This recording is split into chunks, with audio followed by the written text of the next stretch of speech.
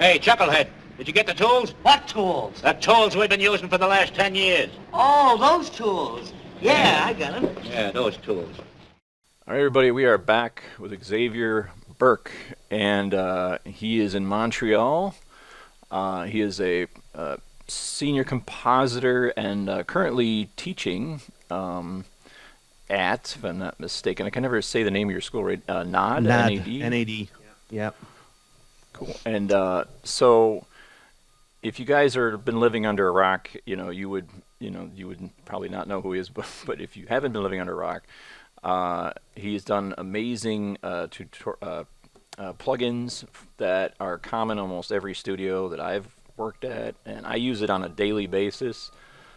So much so that it's just like I didn't realize like how much these tools are. And just recently, we recently interviewed Xavier a while back, and you guys, I have the link at the bottom. It's a great interview to go over sort of like his history.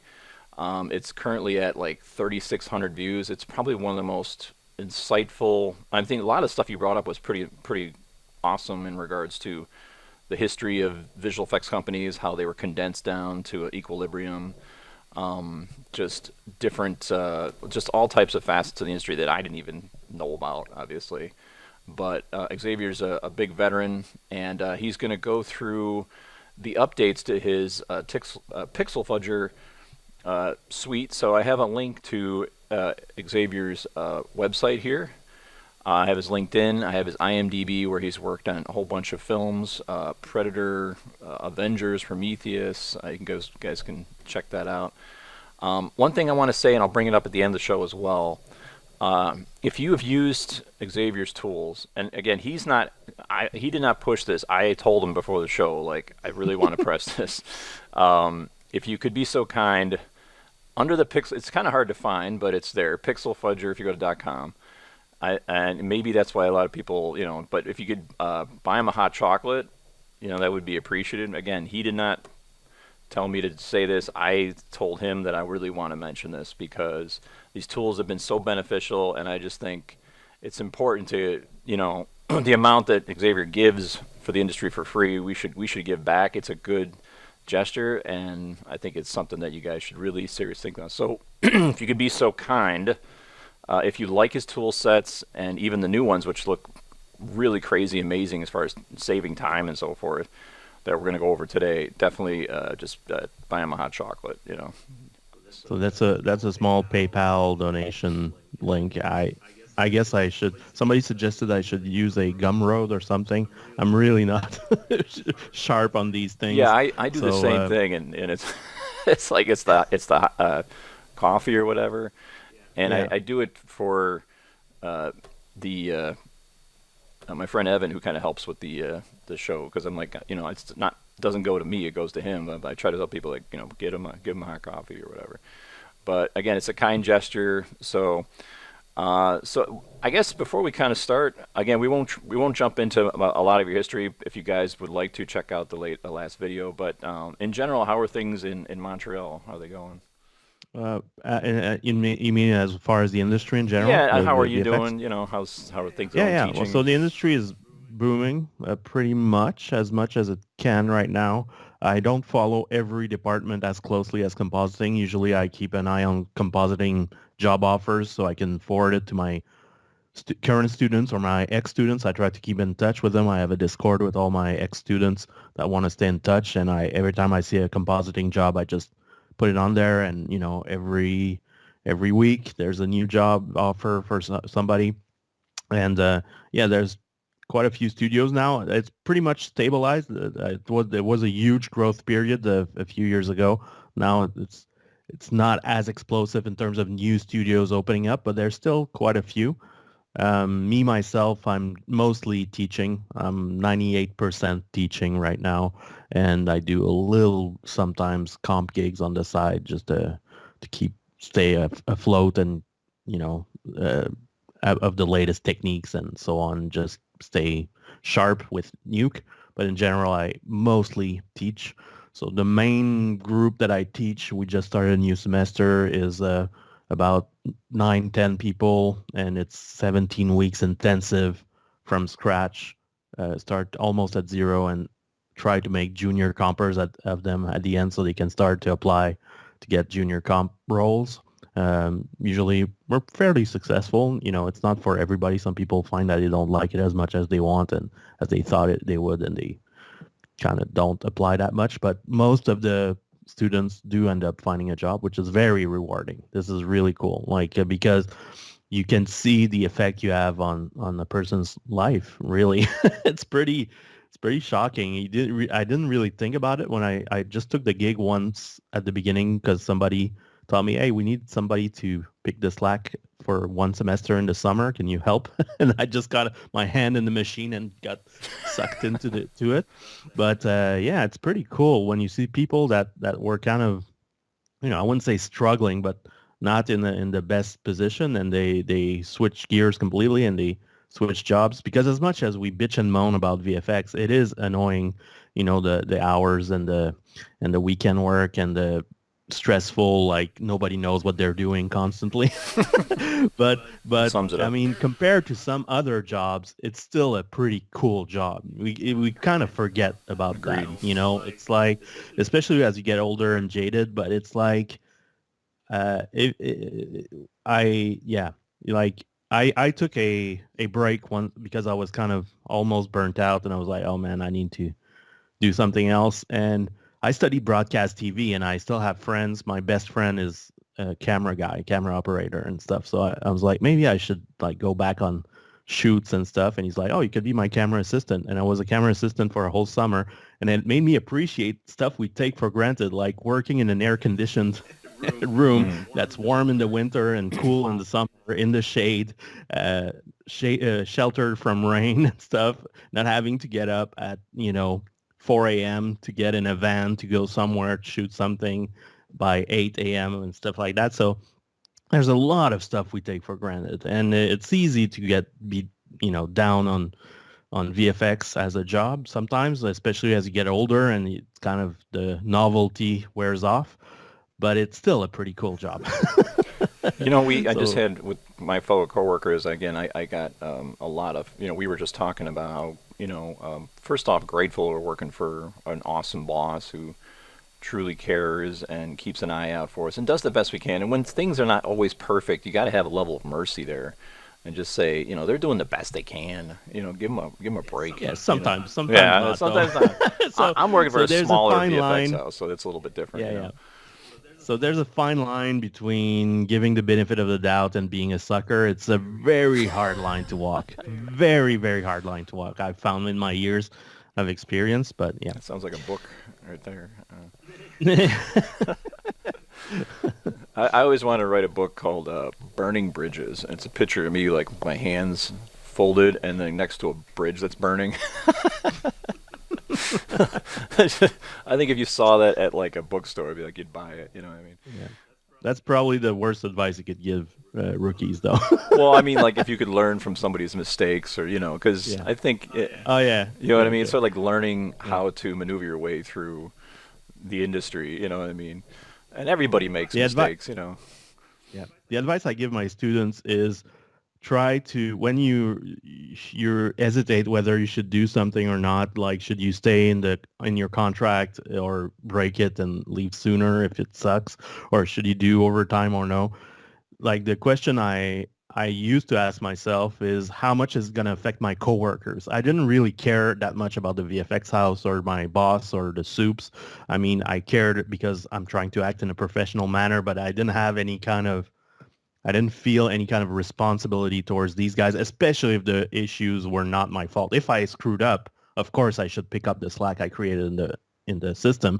But if I'm doing my job consistently, decently, if there's huge fires that aren't my own, I don't feel really that responsible. But I do feel responsible to my coworkers. So if I just throw up my hands and go, you know what, screw this, I'm gone, this place sucks, bye, then I'm just going to create more problems to the people sitting next to me on the floor, So, and these guys are the ones I'll see again because it's like a revolving door of shops, in a big market like Montreal. There's always people you used to work with at some other shop that show up sitting next to you in the next shop. So if you act like a douchebag to your coworkers, then you're gonna get burnt eventually, because what happens when a shop needs new hires? The first thing they do is they ask the people on the floor, do you know anybody that's Yep. available? Or we've got this guy that just applied. Do you guys know him or her, whatever? And they're like, oh yeah, I used to work with him back 2 years ago at blah, blah, blah, and he was a total pain in the neck to deal with. He was always not delivering. Everything was never his fault. Everything was always late. So then guess what's happening then? You don't get hired. So You know, there's a parallel there, I think, in teaching, too, when you have students. Because you have this institution, which you may or may not trust. You know, their motives, obviously, is profit, which is not necessarily evil, you know. And then you have the students, and you're kind of dedicated to the students. Like, listen, I'm here for you guys as best as I can be, regardless of whether or not you have a problem with the institution that I'm under right now. I'm trying my best to give you the best education I can within the limited means that I have, just to see that you guys get out of here. You know what I mean? And sometimes the institution fights against you, but you're ultimately there dedicated to the students. And sometimes it works, and I'll be quite honest, like sometimes majority of the time the students see that, as opposed to just being a teacher that's sort of like dialing it in. And believe me, there's a lot of those out there. Yeah, it's hard to find good training. Like I often have students asking me what else can I do? What else? Where should I go to learn more? And I'm always struggling to find decent stuff. There's a few paid ones, I guess. I never tried them personally, but from the website or the whatever they have, the course trailer, I can tell that they kind of know what they're doing, but they're far and few between. Like the on YouTube, it's the Wild West. You've got pure gems. Sometimes you go, wow, I never thought about that. And like yesterday, I saw this tutorial of some guy that was doing edge arrays, but instead of going from the light source to wherever he went from the ground up. So he used the pattern of light on the ground to generate the light rays that would go up to the light source. And I was like, that's so clever. I never thought about it. Is that Alex Hanneman's Compositing Academy, possibly? Yeah. God Rays. He did a God Rays. Yeah, yeah, he's putting out incredible stuff. I'm going to actually interview him. Little sneak preview there. It's I don't know when, but it's going to be soon. But he has been sort of like the kind of leading the charge. And you know, you got to put your hats off to these guys. They're building entire 3D scenes, and they're compositors by trade. You know, they're building all these assets. They're getting all the materials. They're putting in 40 hours of training. And it's like, and again, this is why I tried pathetically to call out the different studios to see if I could get any comp. You know, did you get anything? I didn't get anything. I didn't get nothing. Follow. No, you know, I got a response. It was like DNEG or whatever. I'm not that surprised.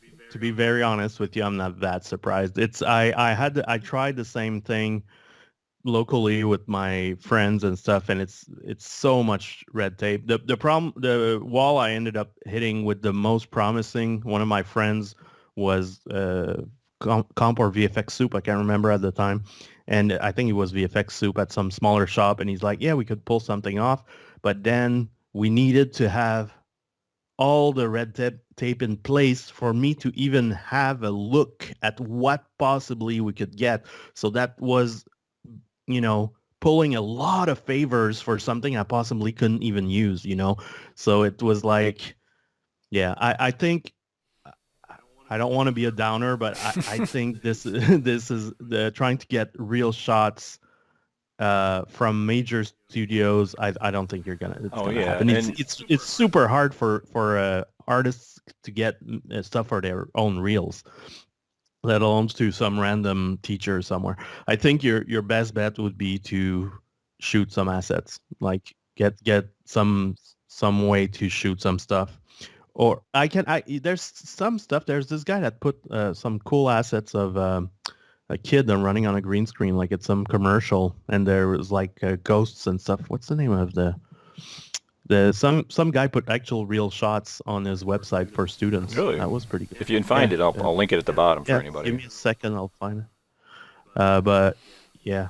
But yeah, dude, it's just I'm thinking, you know, I think of how many shots I do in via television mostly. It's just like there's a zillion shots, and I'm like, man, if just one of these shots could get out, it could help the community so Yeah. much. I mean, You for know, just smaller shows, commercials and stuff, you may, if you really have a good relationship with the director and stuff like that, you may have a shot more than any kind of big studio movie, anything that's kind of Marvel, Netflix. That's never ever gonna happen. I'm sorry, I don't want to be a downer, but they're so precious about their material. I just found the link. I'll try to send it to you. Where's the chat on this thing? the There you go. I got it. also, I think one of the possibilities of kind of bringing that avenue, like if it can't be from studios, it can be from, you know, like you said, major Netflix shows, HBO Max shows. But I think nowadays you see studios doing favors for small, low budget, maybe even medium sized budget feature films, and they're almost getting a sometimes these studios might get, or these movies might get, a lower discount or something. I'm talking about Yeah, other studios. you might have a shot with music videos. I know in my class, I mean, I helped a friend do a music video, and there was a few green screens. I used a couple of the green screens from that shoot.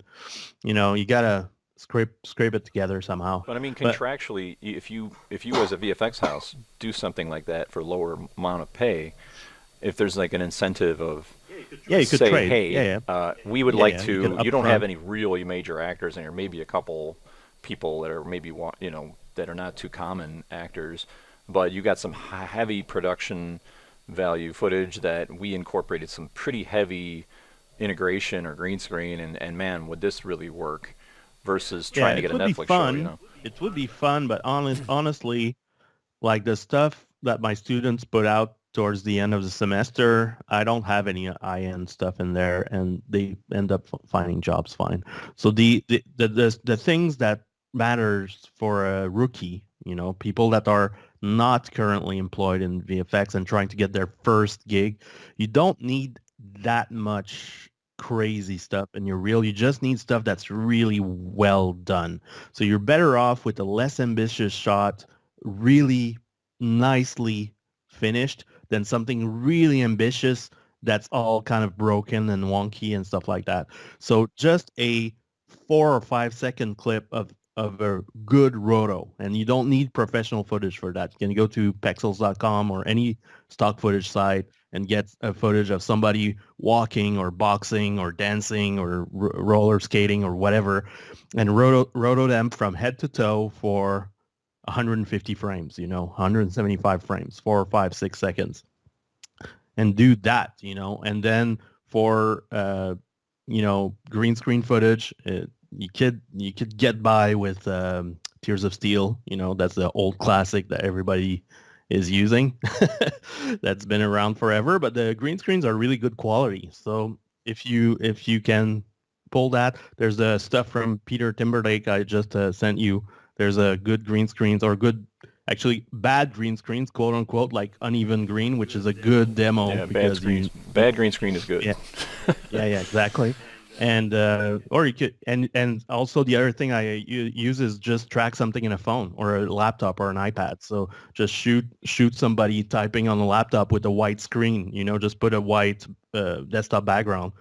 Just have somebody pretend to use the laptop, have a camera that's moving a little bit so it's not too easy. Maybe you have a hand go in front of the screen a couple times, and then put something in the screen. You know, you don't, and these are the kinds of shots we do all the time. You know, screen inserts for on laptops, iPads, Yeah, phones, and burn-ins, stuff you know, like that. stuff like that. I just had Yeah, there's a person that I'm trying to help him as far as and I've gotten a lot of people jobs actually, which has been really great. But just you know, he's going through sort of like an iPhone type footage thing right now, and he did a great job. But it was like you know, everything from interaction to dropping the phone, you know, picking it up, fingers in front of it, you know, all that stuff, and that's a huge learning experience. These shots right there. can be really tricky. Yeah, you know? really. And there's already a bunch on Pexels. If you Google, if you go on Pexels and search for phone and laptop, you'll find a bunch. They're already either green screen or white screen, and yeah, you can find it.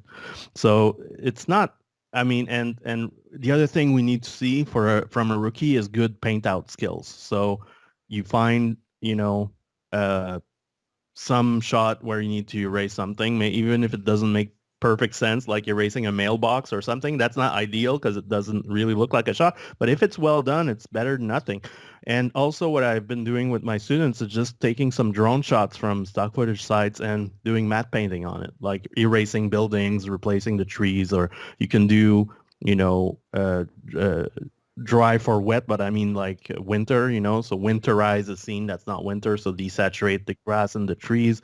You can have a little particle engine. I just recently did the winterize thing on an HBO Max show. Yeah. That was a lot of fun. I mean, the lack of footage is annoying, but it's not a deal breaker. Like recruiters, or at least the good ones and good soups, should understand where you're coming from. They shouldn't expect like Marvel type shots with the Marvel type of production quality from a rookie that's straight out of school. When you agree, even though you say like this is all you need to get in for junior level, don't worry about balance or integration. When you think it would just having a couple more integration and balance, I mean, CG, do as much as AOV passes that they had. I'm not trying to like run out and get 1,000 comms. I'm literally trying to get one. But there's another one that came out a couple of weeks ago. Let me find it. Give me a second. Some very generous guy. Oh no, did I not? Oh wait, I got it here. Yeah, that guy needs an award. So it's. I think I don't fully understand. It's some company that's putting out some particle fluid sim software for Houdini, I think.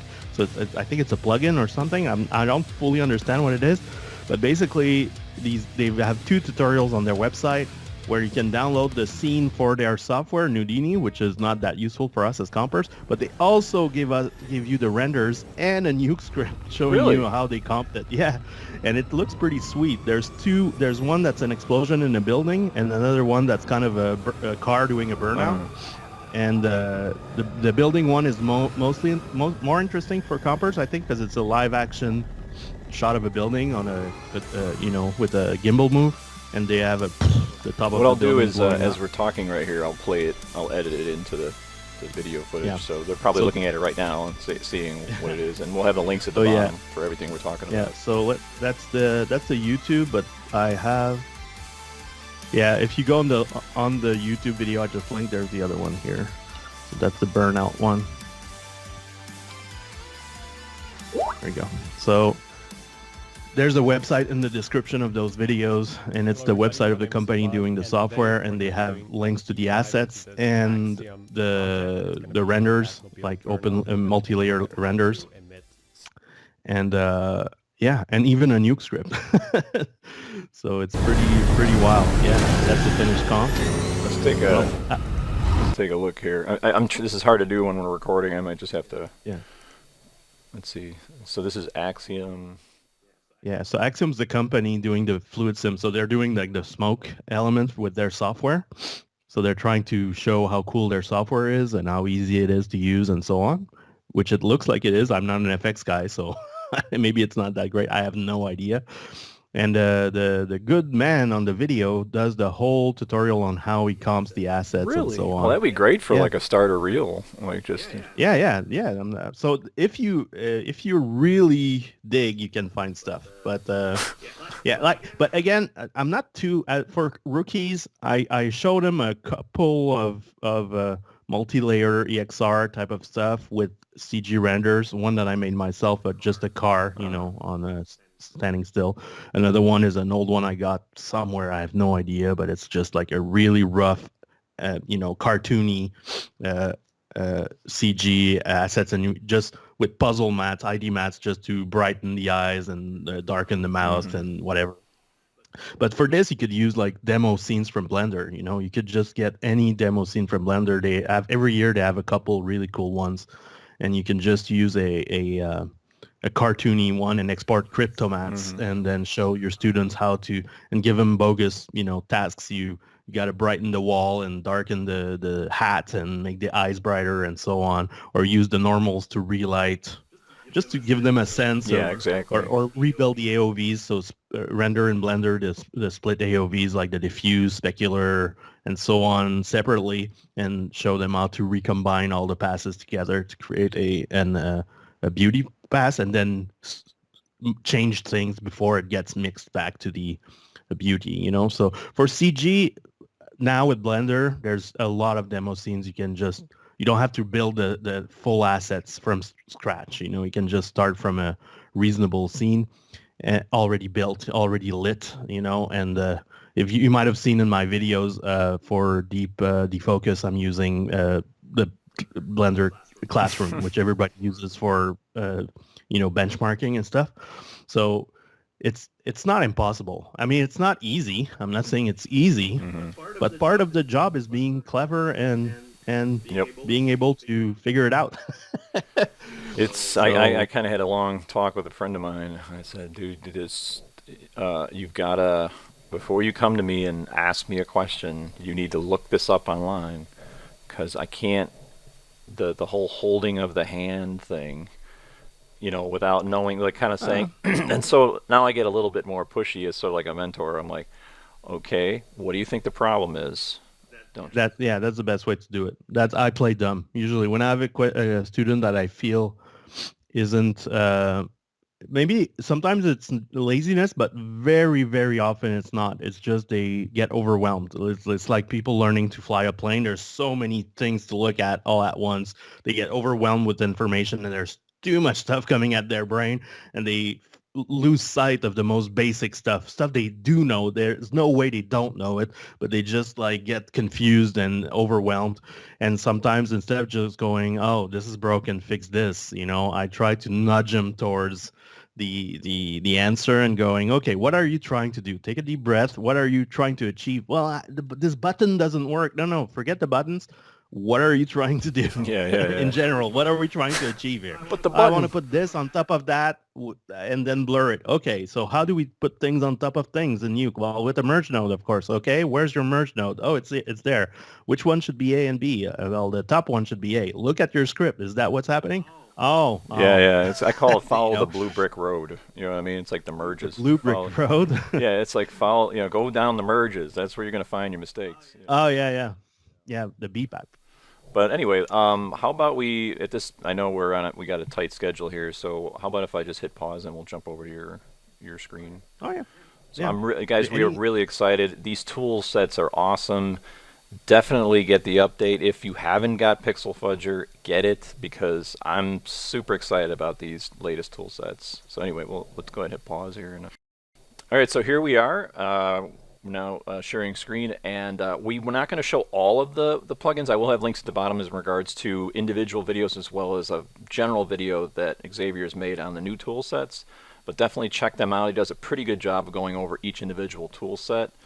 I think this is going to be more of a broad strokes, but also kind of Q&As on the development of the tools. So just sit back and enjoy, I guess. So. Yeah. Well, before we go anywhere, actually, I want to do a shout out to Adrian Pureyo, who wrote NobScriptor. Most of the bigger nodes that came out with the new PixelFudger, like Smokebox, Deep Resample, Deep Defocus, all of these nodes would have been impossible to do without NobScriptor. So if you guys aren't aware, NobScriptor is a replacement script editor for Nuke. It's so much better than the built-in script editor. It's free. It's on Nukepedia. And I think there's So NobScriptor, I'm using the version 3 here by Adrian Pureyo. Maybe I should have him back on and demo this. I've been meaning to have him back. Oh, was he on your show? Yeah. So big thanks. I don't think Adrian knows me. Well, actually, no, it's not true. I actually asked him. I sent him an email last year because I had trouble running in Nuke 13 his thing. But yeah, and he helped me out very generously. So big shout out to him. All PixelFudger wouldn't exist. The new ones, the big ones, anyways, wouldn't exist without NobScriptor, because it would be such a pain in the neck. Most of the big tools, like let's say Deep Resample, under the hood builds dozens, or all the lights, all the environment lights and stuff like that, builds under the hood, rebuilds the internals of the group, essentially deleting and rebuilding the nodes as needed. So wow. if you make like 10 slices, you need 10 deep crops and 10 deep to images and 10 Wow. deep from images. So, but if you want 20 slices, then you gotta. I don't.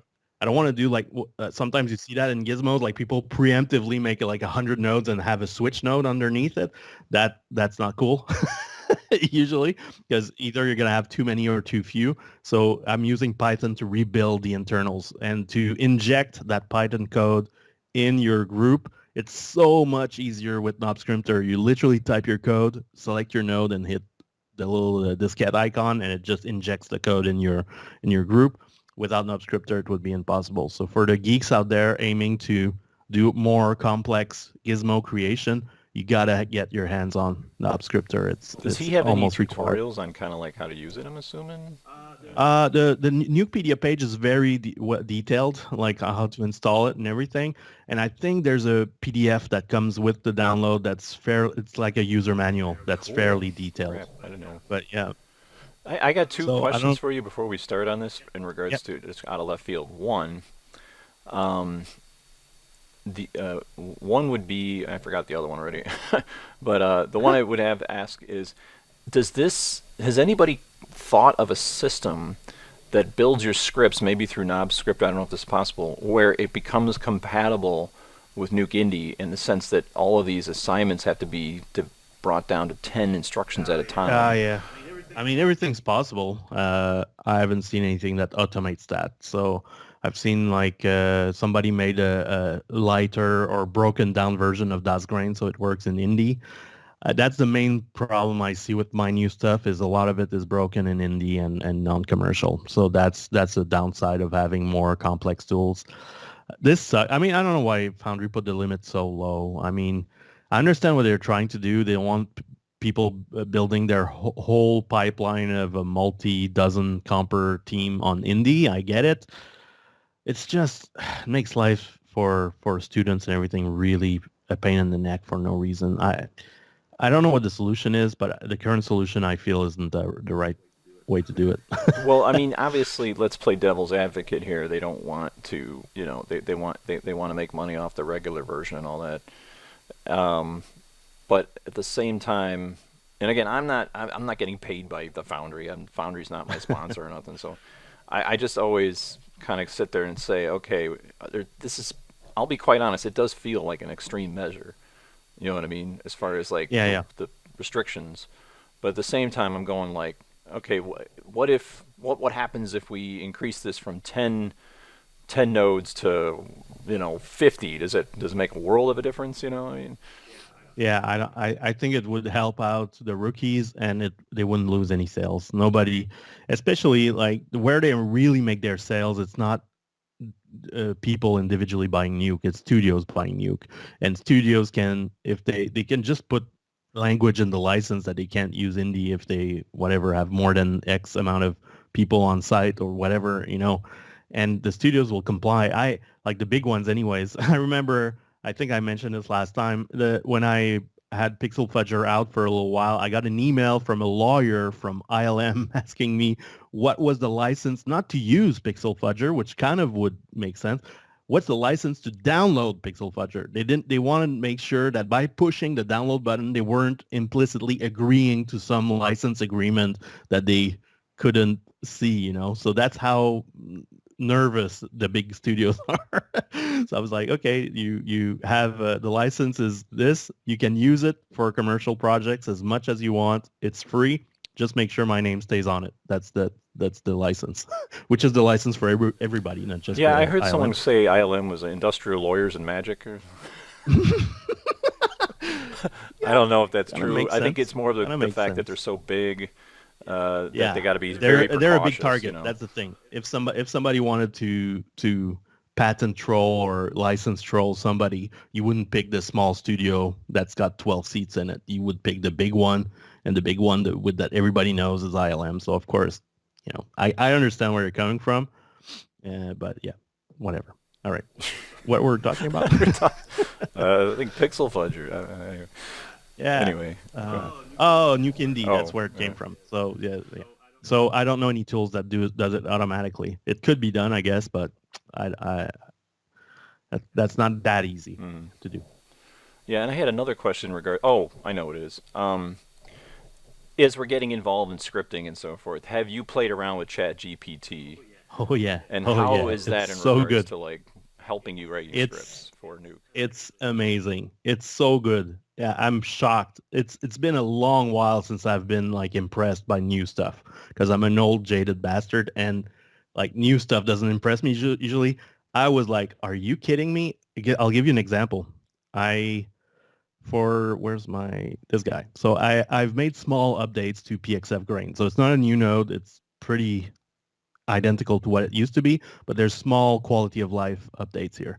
And now if you want, you can group all three values together. So if you increase the red, the blue and green come with it, but if you uncheck gang, then they're all separate. But if you recheck gang, then they all follow, right? So this is a computer science 101 thing. You got to store the previous value. So when you move it, you know what it used to be so that you can move it by the same amount and stuff like that.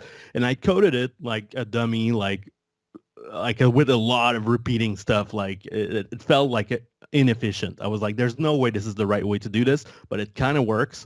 So I just pasted it in ChatGPT and it's like, this is my code for Nuke. This is Python code for Nuke. Can you help me make it more efficient? And it went, yeah, sure. And then it went, Oh my boom, gosh. and it spat out a Python paragraph that compressed my 2 pages of Python into 4 lines with inline loops and stuff like that. And it worked. Like I pasted it and it worked. And then it used syntax I wasn't familiar with because I'm good-ish at Python for Nuke, but that's where my limit is. I'm not a programmer.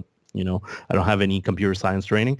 So I went, oh, that's new. I don't know this. And I asked it, ChatGPT, why it did it that way. What is it? What's that line there? What does it do? It was like, why are you using this function here? And it replied with a nice English clear paragraph. Oh, I'm using this because this and that. And I'm like, no. I've been using it for my research, and the first thing I did, because I was a lazy student, I was like, write my thesis. It said, sorry, I can't do that, but I said, okay, Yeah. well, here's the question. I've been really desperate to find specific, research papers on compositing because there's not many, and I said, like, can you find anything on this topic in visual effects compositing that would be research papers that I can use as sources and stuff I can learn from? It popped up 5 sources that I was like, where was this at? I've been looking all over for the last year for these, you know what I mean? And that's cool. Yeah. But the main attraction to me is the interaction. I see a lot of ChatGPT demos that don't get the point.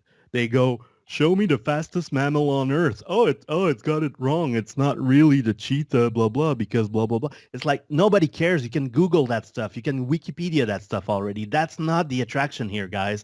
The attraction is you can go back and forth with it and to iron out the wrinkles in a problem. That's the magic thing that has no equivalent anywhere else. I mean, other than other AI tools of the same kind, meaning that, and it's basically the best way I've had it summarized is language transformation tool, which is ideal for programming because I want to translate plain English to Python or plain English to, I wanted to do conditional formatting in Google Sheets the other day, and I was like, how does that work? And I start Googling it, and I kept getting pages of crap, and I was like, fuck. And then I tried ChatGPT, and I asked it a Google type question, how do I do this and that in general? And it gave me a general answer. I'm like, I'm a dummy. I could ask specifically about my problem by giving it cell numbers, going, I want to make cell in column K become red if column L is greater than this,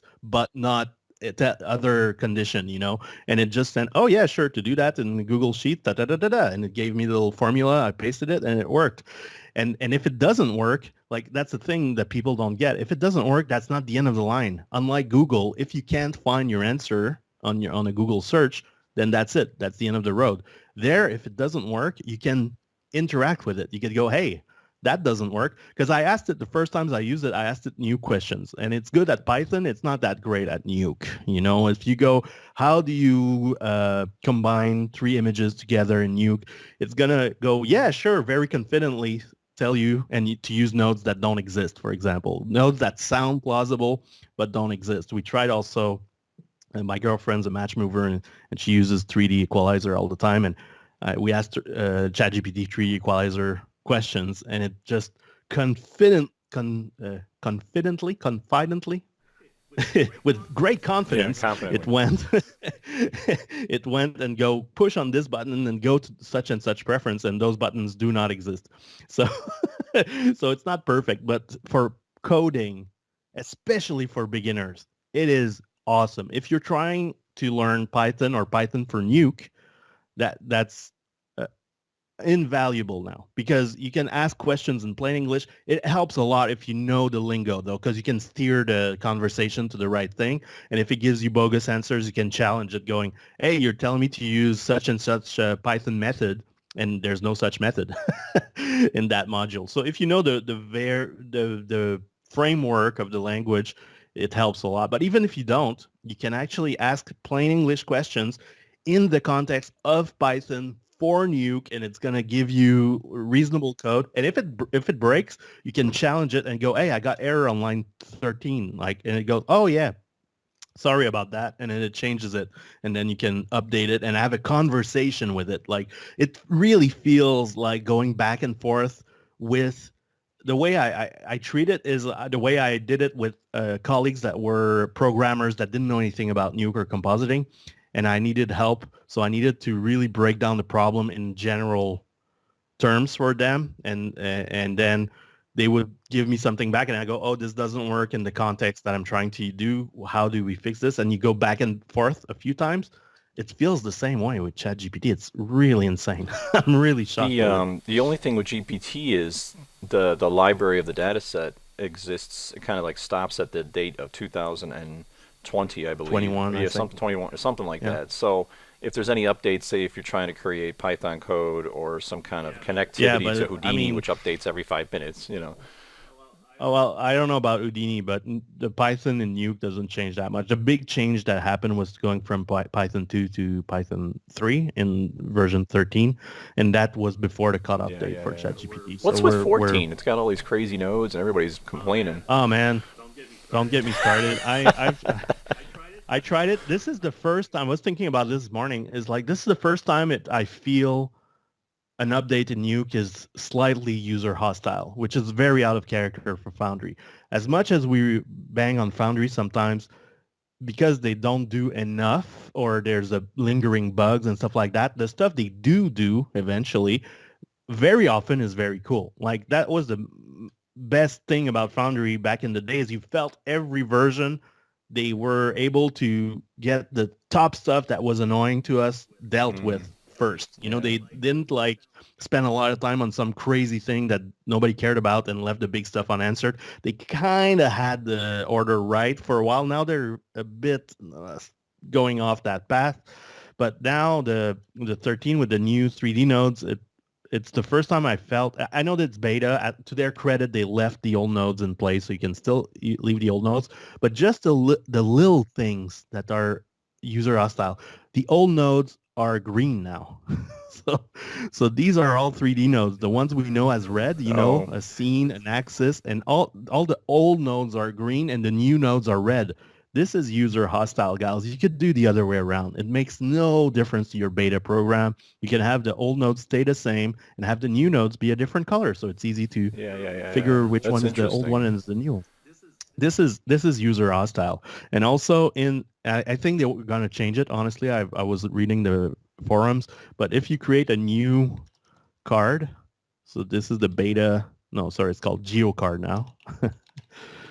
So the transform controls are on a separate tab. So if you want to move the card around, which is the main thing you do with a card, this is on a hidden thing. But then I have the purpose and kind and parent type, all the stuff I probably don't care about, front and center, the first knobs I see. So clearly this needs work, and they tell you it does. I mean, to their credit, they say it's in big bold letters. This is beta. We need feedback. We need to set it up. Exactly. And the other thing is okay, cool. We've got this allegedly great 3D environment with lights and stuff like that, where's the rendering node that that's going to take care of it? Like, as far as I can tell, there's no updates to scanline render, and ray render isn't even compatible with the new ones yet. So it's like, what's the point of having all this fancy geometry if I can't render it? So the problem was never to find where things are in 3D. We've got point clouds for this. We've got proxy geo for this. Sorry, my alarm is going off. Yeah, so the point isn't we need to get more stuff in the 3D environment. The point is we need to render complex stuff. It's so slow to render a card in Nuke. It's insane. Like, as soon as you have like 10 cards, it goes you know, on a average or medium machine, on a really high-end box, but proportionally compared to a 3D software, it takes nothing to bring down to its knee, Nuke down to its knees. You know? Yeah. So and they know this. They will fix it. But I don't know. I'm a bit perplexed at the direction they're doing with Nuke 14 here. Let's go a little bit more pirate ship here.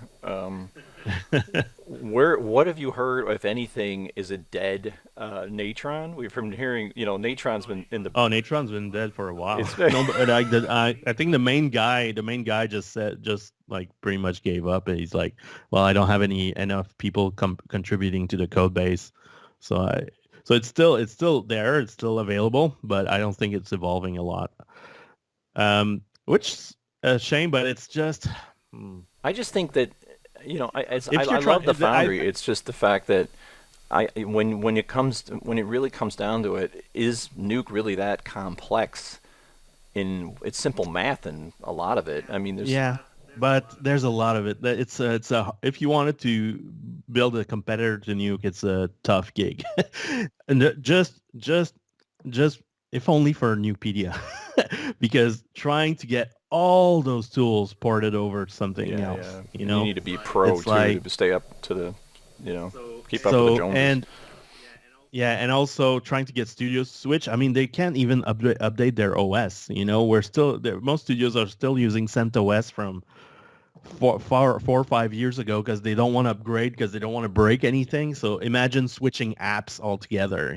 It can be done. Like, a lot of studios switched from Shake to Nuke, but you need to have that's the thing. You need to have a killer feature that's uncopyable, and what gave Foundry a break is because Apple screwed the pooch on Shake. They essentially went, oh, well, I guess people aren't buying Macs because of this. Who would have thought? And then they just killed it, as Apple does for everything that's cool and pro-ish.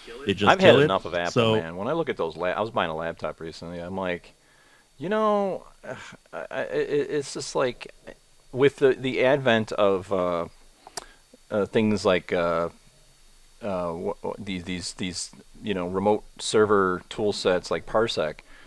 If I want to work on something on my computer, my supercomputer at home, I just get a cheap laptop and remote desktop in. I don't have to have a laptop that could break, that's $2,000, right? I'm near an internet source constantly, so I can just remote desktop into a faster computer, and I'm not hearing the whiz of my, the fan on the thing, and it's like, oh crap, I dropped the laptop, there goes $2,000, it's like, it's just stupid. To me, it's just. But I mean, for laptop hardware, they still pretty much they're still in a class of their own. But for everything else, desktop computers and workstations and stuff like that. But I mean, yeah, I've been using Macs since I was a little kid. My mom got her first computer. It was a Mac Plus, in 1986 or whatever it was, and I had a Mac since then. Always, I never not had a Mac. But I love Mac. Now I'm just kind of upset with the prices. Is Windows, because they just, for pro stuff, they just they always end up dropping it or messing it up. Because they aim for mass appeal. They don't care about tiny markets like VFX, But yeah, so all of this to say, if somebody wanted to build a Nuke competitor, they have a huge task. You need to have something that's amazingly different. So it would need to be way faster. It would need to have some amazing features that Nuke doesn't have, and I don't know what these features would be. The main Achilles heel I find right now is I don't know why they can't figure out I/O. We've got people with multi-gigabyte per second NVMe SSDs, and we have a hard time breaking like 6 frames per second with big frames. You're like, what? And nothing's pegged. The CPU is not maxed out. The disk is not maxed out. The RAM is not full. You're like, what are we waiting for? Who's the bottleneck? So that's something they could improve. Scanline render could really be improved, or ray render could be improved. I have those fake soft lights that I've made in PixelFudger. Those are awesome, by the way. They're fun to play with. I don't know how useful they would be in real life production, but it takes a while to update a frame. Even I don't have the most up-to-date computer, but it's just like if you compare a similar scene in, say, Blender, it would be completely smoked. It's not even close, And we don't have any fancy stuff. We don't have any bounce light. The rays only have one bounce, and it's really basic. So for the quality we're getting, the speed isn't there, So that's another place they could improve. Well, I know the Foundry is watching my channel, so yeah. Well, if they are, I have a few. I've been thinking to put on my channel like a little love letters to Foundry, like, hey Foundry, here's a bug. Here's how to replicate it all the time, every time. Maybe you can have a look at it. For example, when you cusp a point on a B-spline, then you can't add points anymore because they are all messed up. I don't know if you guys know this. This is my biggest bug that's been annoying me since so many versions. There was a big debate on LinkedIn. Should we use B-spline or Bezier? I like B-spline. Sue me. So here you've got a beautiful B-spline here. Amazing.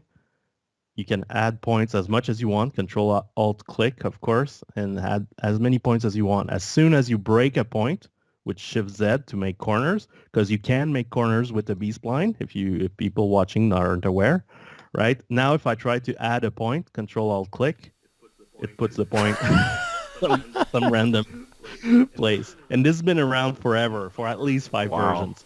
So yeah, and I can replicate this every time. So dear Foundry. It's because, yeah, so if Foundry's watching, here's an easy one for you to fix and make everybody's life easier. So there you go.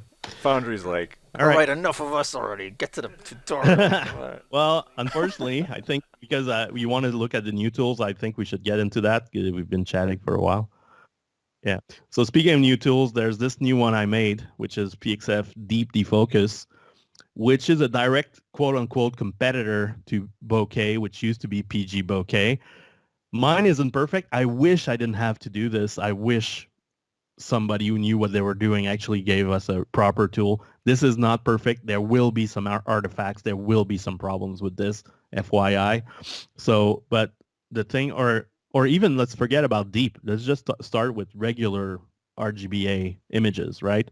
So this is just a standard non-deep RGBA image. I have a depth pass here with the depth value stored in the depth pass.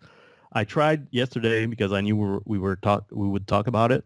I tried to do my own nodes at Defocus here, and which under the hood only uses a single Z Defocus node, the one from Foundry, right? So I'm not doing any magic math or anything like that. The only math I'm doing is doing the little bit they could have done is to add the math for f-stop and sensor size and focal length. That's the only thing I did. So they already had everything set up. I didn't have to do anything crazy because when you set the size in a regular Z Defocus node, the size value here, that's the size of defocus at infinity. That's what it means. So how big? So when you set the size to 11 here, it means that if you have a pixel that's at infinity, really far away, it's going to be defocused 11 pixels big. So the bokeh, the diameter will be 11 pixels. So, and if you have a bigger f-stop, then that value is going to go bigger, and everything else falls into place. If stuff is halfway in between, it's got the right size. If it's really close to camera, it's going to be bigger. Everything, all the math is done perfectly by Foundry. I didn't have to do anything. The only thing I had to do was figure out for a given f-stop and a given focal length and a given fillback, how big is the defocus at infinity, and put that value there, and Foundry takes And that's the ball yeah, from. that's to me, it's like that's common knowledge. Like that, this is the sort of metadata we would get, and we could just dial it right in. Yeah. Why wouldn't they not have Yeah, it? yeah. Or you know, if you have any kind of experience for as a photographer, you could guesstimate. You know, like DOPs don't use that many different f-stops. Like on a TV show or movie, you will rarely get anything under f2.8. You will rarely get anything about f6, f5.6. You know, it's like they don't want to close too much because you need too much light, and they don't want to open too much because it makes focusing really a pain in the neck, and everything is blurry. So usually it's somewhere in that range, and often they will stay between full stop and half stop increments, maybe a third of a stop, but they will rarely make f5.7. You know, it's gonna be full stops, so 2.8, 4, f5, 6, 8. You know, and maybe in between by half a stop. So you can guesstimate pretty easily. So that's the thing. So all I had to do was do a little bit of math with formula somebody gave me years ago that I used to use in PXFI defocus, just to figure out if a pixel's at infinity, how big that defocus should be. And I plop that value down here, and the Z defocus node does all the rest. So I don't do anything magical here. I'm not doing the defocusing. Foundry is. So I made an extra defocus scene here. This is too much to be realistic, but just to prove my point. So this works fairly well if I re-render it. Oh, it's too smart. It's in cache. Let's put a little grade on it just to invalidate the cache. Here we go. So now it's thinking. So that's a Z defocus. I don't have a massive computer, so it took a few seconds. And it's trying as hard as it can to deal with the transparency problem. There's no magic fix, of course. If the foreground chair becomes transparent because of defocus, then we should be seeing the ground and the bottom of the desk here. Those pixels do not exist on the frame, on the original frame. We don't have the bottom of the desk. We don't have the ground, but at least it tries. You know, you can see it here, like it's taking the values on the edge and try to do a in paint type of thing where it's recreating this. So it's doing the best it can, really. You know, and it's pretty good for what it is, for what it has to work with. I think the Z defocus node is really good. And if you want funky bokeh, you can feed it the funky bokeh. You know, inside the Z defocus node, there is the filter input, and you can feed it whatever shape, funky shape, iris shape you want. So if you can't create it within Z defocus, you can create it outside, and it's going to be happy with it. So this is a fairly complete tool. I don't know why we would need to switch to bokeh for those types of situations. So if you compare it with the equivalent here from bokeh, it's not too slow, but it doesn't attempt at all to do like in painting. So if you have stuff in the foreground becoming transparent, it won't even attempt to recreate what's behind it. At least Z defocus does in paint. So if the stuff in the background is a fairly even color, like a blue sky or something, it's going to try to recreate it. PG Bokeh doesn't even attempt it, so you can see it here. And just for people like that are unfamiliar with this, Pellegrin Labs owned PG Bokeh as a plugin that not only did depth of field, but also did the very hard, deep depth of field. And then the Foundry bought the plugin and incorporated it in the latest versions of Nuke. And that's what you see here in this bokeh. It's technically PG bokeh. Yeah, it's PG bokeh. It's bit for bit identical. You can see the knobs are all. I mean, I'm guessing Foundry is planning to update it eventually, but the version that's right now in 14.2, Nuke 14.2, is the same version as the latest plugin you would have gotten from PG Bokeh's website before Christmas. You know, it's the same thing. So this is Z defocus. It's trying to rebuild what's behind it. This is a bokeh, formerly PG Bokeh, and you can see it's failing really hard. So it's a difficult task. I mean, it's by definition, this is not an easy thing to do, to recreate what's behind the desk, but at least Z defocus tries. PG Bokeh doesn't even try, and it looks like crap. So, I mean, even Z defocus is struggling, but at least it's trying. So for non-deep defocus, I don't I'm not sure what's the benefit of this, especially when it used to cost multi-$1,000s to buy a plugin. I'm like, we already have a Z defocus node in Nuke. So you would get this. You would get the lens emulation, so you could put in the depth of the focal length and f-stop. But now you can do that with this, and you can specify the same values. So what did they buy a lemon, or they? I think so. That's my opinion, because for non-deep stuff, the only benefit I see in PG Bokeh is being able to put in the lens things, and this is not hard math. I'm sure if you put somebody clever at Foundry, if you give them the task to figure that out, they could do it in a day, you know. And I'm being generous, probably half a day if they knew what they were doing. So it's not hard. The formula is a couple square roots. I don't know it by heart, but it's not that hard.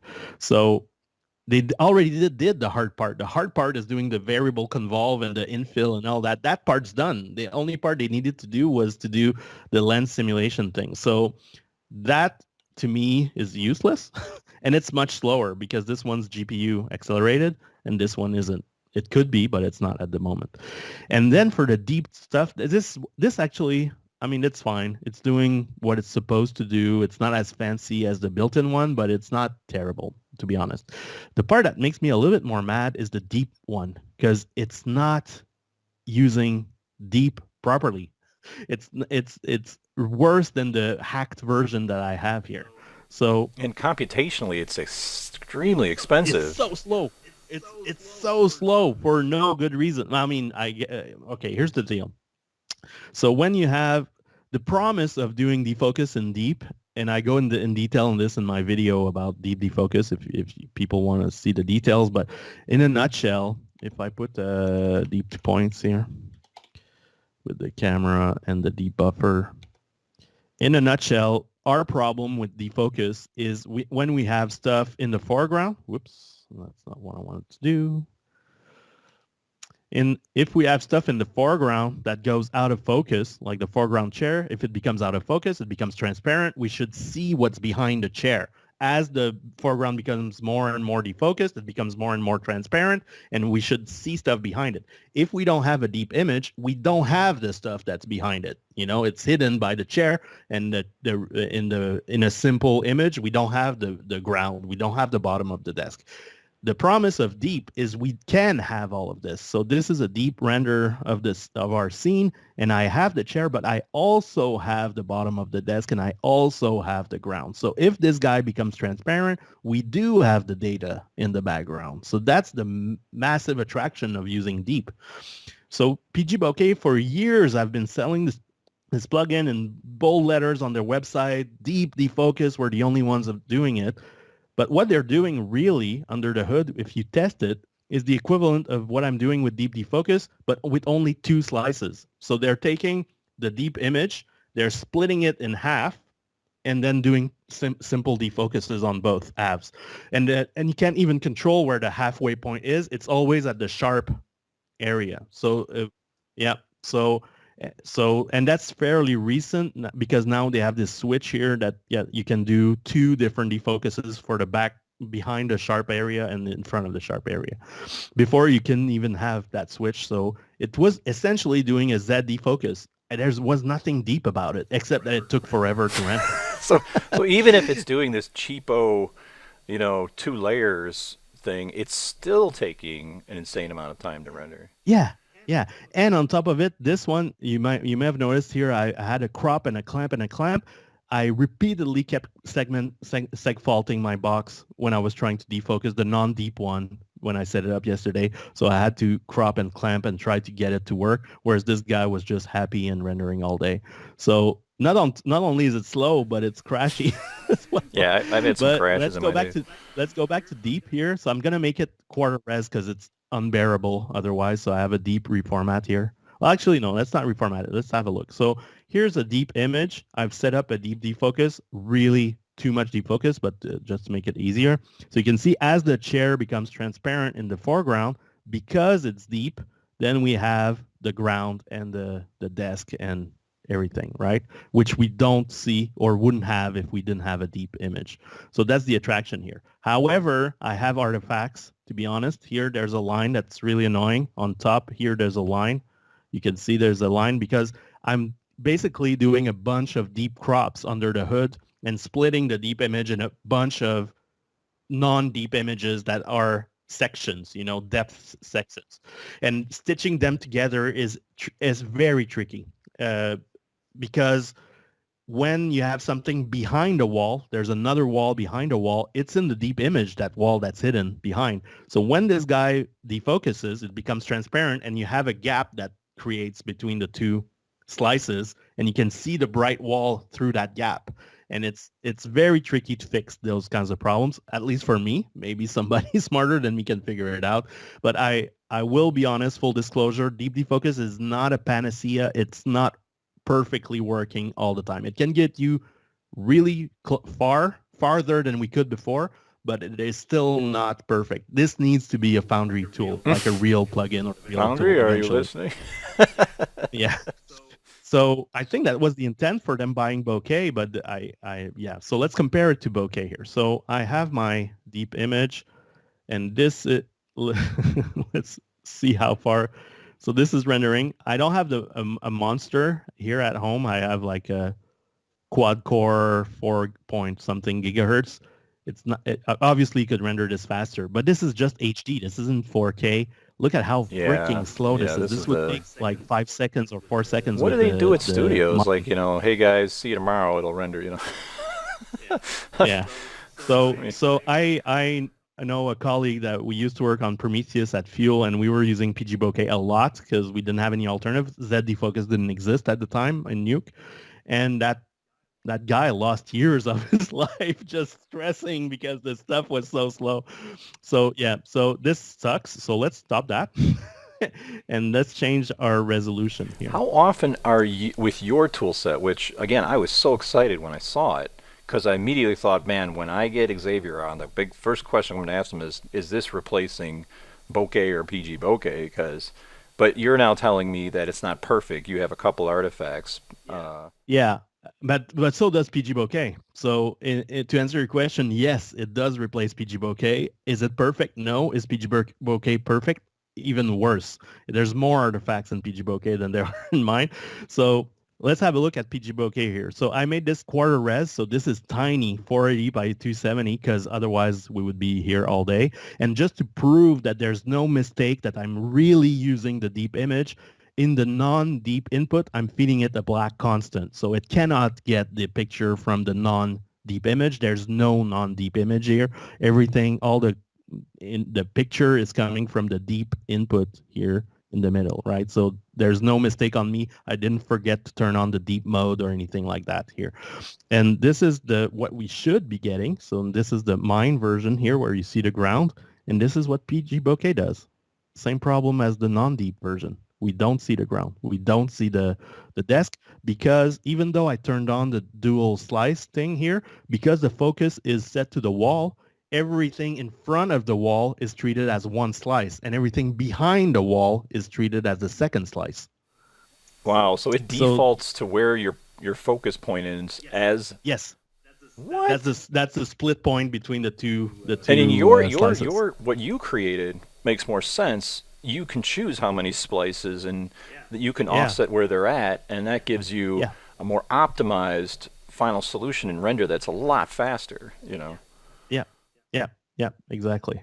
So this is what we should be getting, Unfortunately, see at that resolution, the artifact went away, so that's even better. But here, this is what we should be doing. So as the foreground stuff becomes transparent, because we have the background stuff stored away in our deep pixels, we can see what's behind it. When you look at this here, this is what PG Bokeh does. Look at this crap here. This sucks. This sucks. This sucks. So yeah. So I was teaching. I have a specialized deep compositing class that I give a couple weekends a year, and some. I was showing this basically to the students using the PG Bokeh demo, and they were like, and they were Googling or going on Peregrine's Lab's website, and they're like, hey, did you know that this stuff was like $3,000 or something? I was like, what? Yeah. I didn't know like how expensive it was. It's like, yeah. So I don't know what the hell they're doing. So this, and on top of it, there's some weird artifacts. If you compare with the original image, look at the wall in the background here. This is what the wall should look at. And now it's becoming dark for like some when reason. when this plugin was Pellegrine Labs, when I did the original video, which was I contacted a few people and say, hey, can you help me figure out this PG bokeh in regards to deep compositing? And there was already like weird quirks that were in there that you had to be aware of. But when I tried to contact Pellegrine Labs, who had owned PG bokeh at the time as an independent, plugins, sales, whatever, I would never get a response in the email. I'd send multiple emails like, please, I need someone from your to help me out because there's some bugs. Yeah, but to be honest, sometimes these companies, it's literally one guy. It's like you gotta put that into perspective. The market for these things is tiny. So like back in the old days, there was Sapphire plugins were really popular for Flame, and the guy who wrote them came to visit at the studio I was working at, and literally the whole company was 2 people, him and some marketing, so you got to put that into perspective. I don't want to be too harsh on them. I feel like we've been banging on them. I mean, they were trying to fill a need that needed addressed, because all of this requires Foundry's Z defocus, which wasn't there a few versions ago, and the Nuke 7 didn't have it for sure. So at the time, the only game in town was PG bokeh, and that whole adventure with PG bokeh on Prometheus, that's what triggered me writing PXF ID focus, because we needed an alternative that was faster, at least to preview. So we would set it up with ID focus to make sure the values were good, and then we could switch to PG bokeh if we needed all the fancy stuff. So yeah, because previous ID focus was also Artifact City, because I was using kind of the same logic as deep defocus, which I'm not anymore. So now if you want a good Z defocus with non-deep, I would definitely use this instead of that. There's no benefit at all using this. And to deep, same thing. I would use this unless maybe you're seen by him. But even then, I was about to say, if it works with bokeh, it should work with this guy if you set 2 slices and you set the midpoint of the slices in the same spot. So so that's the thing. I want to do a more in-depth video about this, but this I think proves my point. So this is PG bokeh in production, and even say the artifacts that you might be getting with your latest update. How does one work around that, offsetting something and then mixing in 2 different versions? Well, that's what I'm doing internally. So if you have consistently dark or bright artifacts, so let's say you have a bunch of dark lines, I do have the option here to double the slices and offset them and max them together. So that's one way to do this. This is not clean. I wish I didn't have to do this. And you can also try disjoint over. So if you have dark lines, disjoint over sometimes will help, but it also creates other artifacts. I go in detail over this in my video. Yeah, definitely so check out the video, folks, because we're taking broad strokes here. So the gist of it is, for a scene like this, probably what would happen is you wouldn't render everything in one image. You would render the background in one render and the foreground in a separate render, and then defocus them separately, non-deep. That's probably the better solution for a scene like this. But sometimes you have a scene with stuff spinning around. That was the issue on Prometheus. We had a guy standing in the middle of a holographic map thing, and there was planets and things spinning around him. So like, what's the foreground? What's the background? Where do you put the line? Because you'll have a planet jumping from one slice to the other when it's behind and coming forward. So that's where we thought we were really clever, and like, we'll just render the holograms as a deep render and use PG bokeh. It says on the tin, deep defocus. That's gonna solve everything. Oh my god. And mind you, that was like almost 10 years ago. So, if you had 16 gigs of RAM, you were lucky, So it's like the computers weren't what they are today. So you got to put that into account. So, yeah. So that's the thing. The other thing, speaking of Foundry, unless you have other questions about defocus, this is all I have to really show. The other thing, the deep defocus, it's fairly high-end stuff. I understand why Foundry maybe didn't jump on that grenade right away, because it's not an easy problem to fix, right? One thing I wish they did fix was having a deep resample.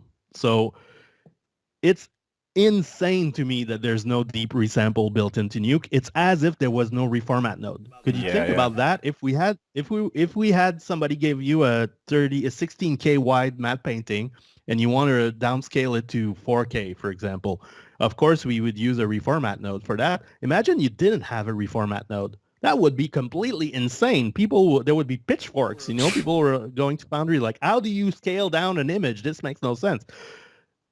Not having a deep resample in Nuke is the same as not having a reformat node to me.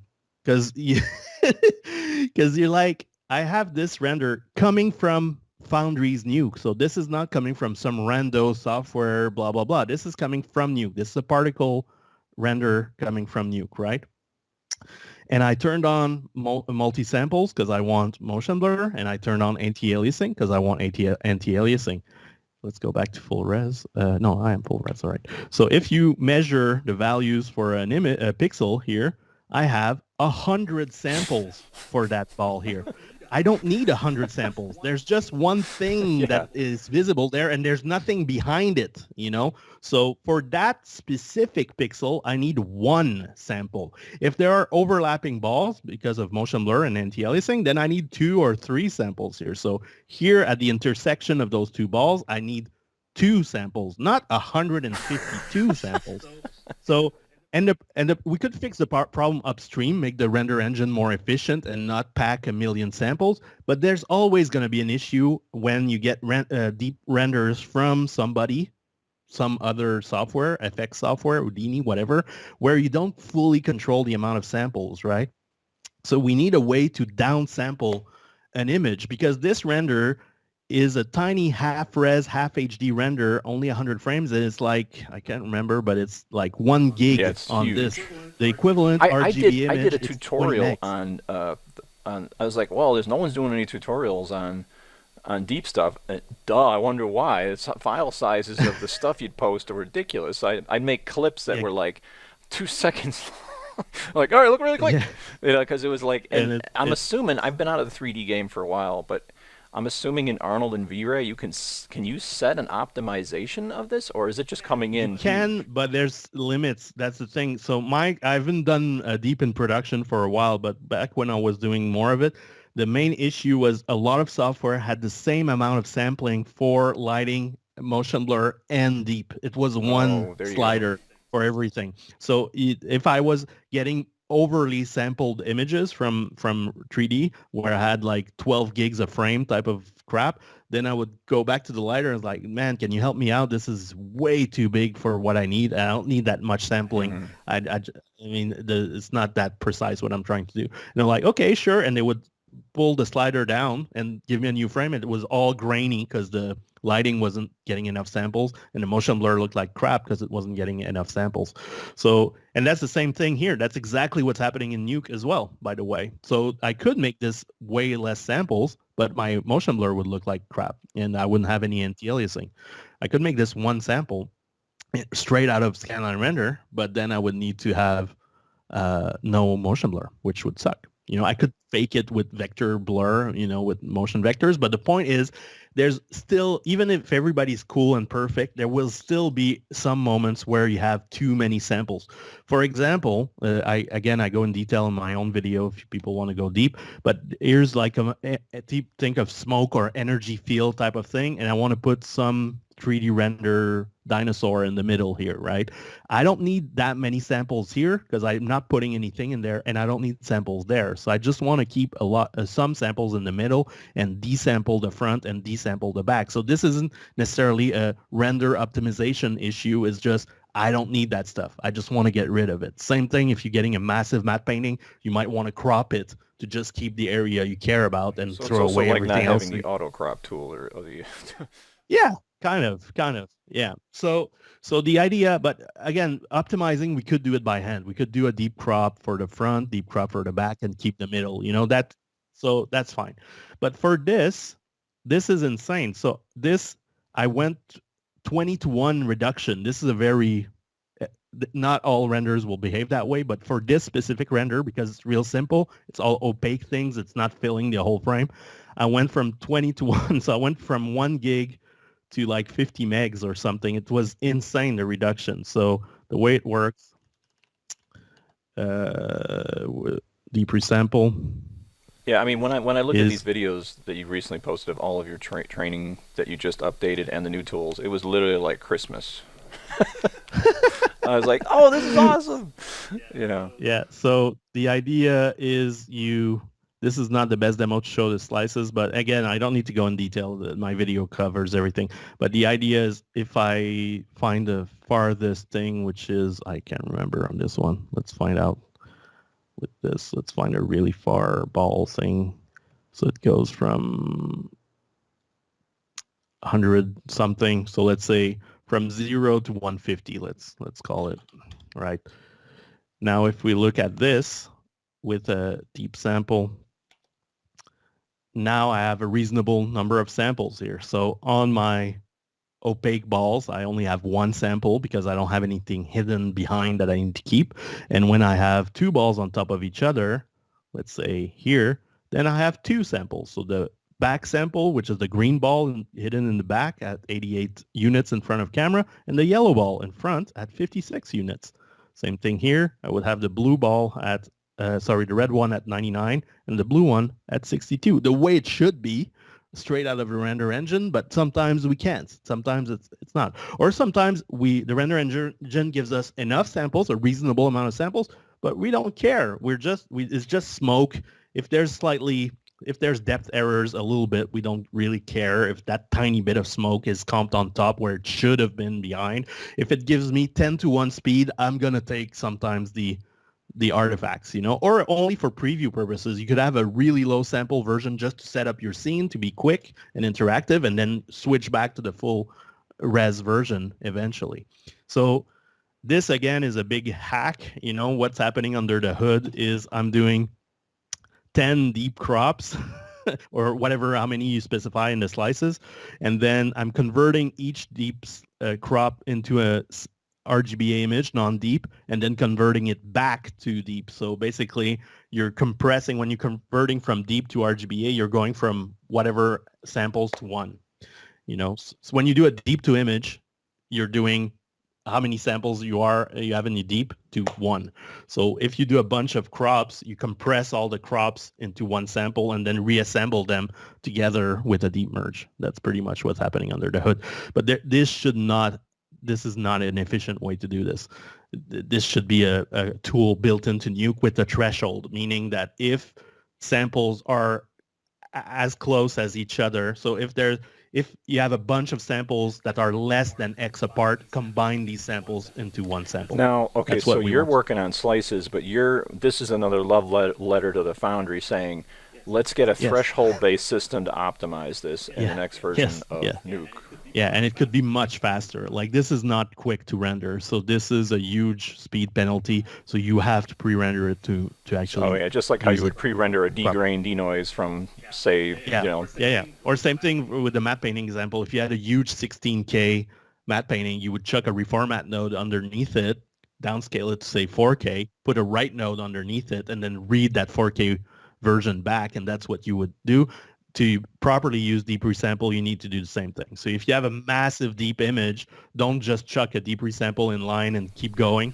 It's going to be because worse. you're like resampling into you're doing like a computation of that every time you refresh. Yeah, you got to read the huge file still, and on top you're adding some math to compute, so that's not cool. So you got to take the hit once. It's going to take a while to render, and then you'll have a lighter file that you can use down the line. So if you as a comper, you get a oversampled deep image, you don't necessarily have to kick it back to lighting. You can just resample it, take the hit once, send it to the farm. It's going to take a little while, and then you get the light file back, and then you can work with that. So, but this needs to be a real tool. Foundry, please. So we just need a threshold slider if it's set how far apart samples need to be kept apart, essentially. So if you have a bunch of samples that are really near each other, this is what we have here. Like if we look at this, Where's my So picker? what kind of a Find speed it. up, if you kind of work in this format, are you seeing in regards to, say, using not PG bokeh, but Massive. huh? Massive. It really depends on the scene, though. But the thing is, for this, like originally, this is part of a demo I do for a deep class I teach. The balls are integrated into a plate that there's a bunch of columns, so you gotta have geo as a holdout, so the balls that are behind one column are hidden and the ones that are in front are kept. And I was telling students, don't use deep. Use RGB AZ, don't render with motion blur, and use vector blur. That was the takeaway, because deep is so prohibitive that I thought it wasn't a good idea to do it. So, if you do use deep, don't do multi-sampling, so your deep file is reasonable, and then you use vector blur down the line. And eventually, by doing a deep resample, I had to change my class, because now with the resample version, the deep version is as fast almost as the non-deep RGB AZ. It's completely usable. It's slightly bigger frames, maybe 2:1, but the frames are tiny to begin with. So even on a home SSD, nothing fancy, it would scream, because most of the pixels are black and I don't need that many samples. This is not smoke or energy beams, it's opaque things. So you can get away with 2 samples per pixels, 4 samples per pixels on some pixels, So it really depends on the subject matter. Sometimes you don't save that much because you need a lot of samples to accurately describe the scene, but sometimes I'm you just don't. shocked that they haven't invented this. You think you're shocked? I'm completely baffled. How is this not a tool? How could you have no way to adjust the amount of samples in a deep image? It's insane. I mean, I I'm no keep going back programmer, to but I this. can even just sort of even visualize a way of getting a threshold based you on walk where it through is in a every 2D pixel. space. It's pretty. I can give you in plain English. Maybe ChatGPT could write the plugin for us. But you walk through every pixel. You look for a given pixels. How many samples you have? You have 1,000 samples. All right, cool. And you start walking through the samples from front to back or back to front, doesn't matter. If the next sample is less distance than the threshold, combine it with the front one and keep walking. And as soon as you get to a gap that's bigger than the threshold, okay, keep that sample in memory, go start a new one, and then you will end up compressing. So for this, so should we put out the challenge for the developers out there that are independent, that create stuff and put it up on Nukepedia? Like, hey, let's do the challenge now. If you need ChatGPT to help can make come this. Yeah. If somebody wants to take away, I would be happy to retire PXF Deep Resample if there was a better, faster, cleaner version out there. So, for example, here we have a bunch of samples that are all a fraction of a unit apart, 1804, 1803, 17. These are all stuck on top of each other, but they're just a tiny fraction apart, that there would be within the threshold. They would all be combined together and good to go. Speaking of deep bugs as well, another thing that drives me nuts is deep color correct. It's broken. What? Guys, yeah, check it out. So if you want to do... often you want to color correct the stuff that's near the camera. Nothing but love for you, the Foundry. No, but it's like I tell my students, because I love you that I beat you. Like a abusive partner. Like so. I didn't prepare this demo, so can I do this? Yeah, here we go. Oops, no, I need to range it. Yeah. Here we go. So does this do anything? Nope. I'm far away. To rename this Give me a episode, second. like everything that's broken in Nuke. Yeah. Here we go. Okay. So let's say 60. Whoops.